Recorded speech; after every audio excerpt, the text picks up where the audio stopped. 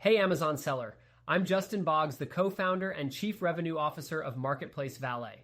We have been an Amazon seller since 2006 with over 400,000 reviews as a seller.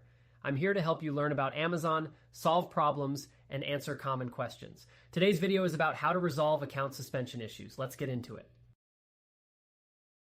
If you are following along from my screen, in this video, we're going to guide you through the steps to resolve Amazon account suspension issues. If your account has been suspended, don't worry, there's a process to get it reinstated. First, it's important to understand why your account was suspended. Amazon usually provides a detailed reason in the suspension notice. Common reasons include policy violations, performance issues, or selling restricted products. Once you understand the reason, the next step is to create a plan of action, POA. This document is critical and should address the root cause of the suspension, detail the steps you've taken to resolve the issue, and outline how you'll prevent it from happening again.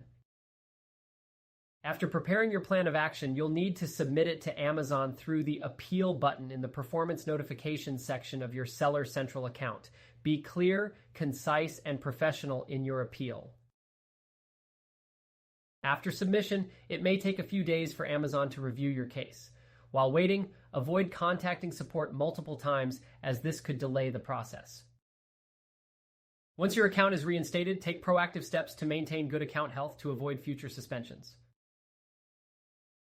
If you have any questions, feel free to check us out at marketplacevalet.com, like and follow us for more helpful Amazon content. Thanks for watching this video.